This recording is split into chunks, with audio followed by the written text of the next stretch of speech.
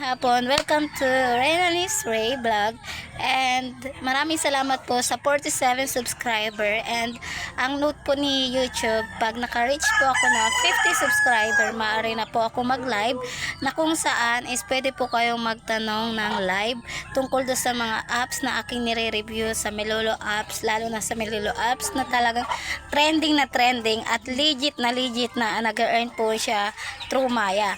Ngayon po, yung part 2 na konektado doon sa palatandaan na hindi po legit is pangalawa. Naka-experience po ako na na-reach ko yung minimum.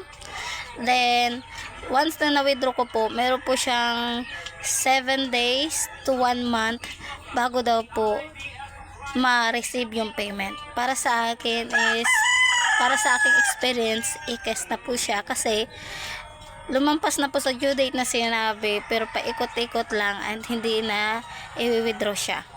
Kaya po kung ganun po agad na ina-experience nyo sa app na yun ay hindi po siya legit.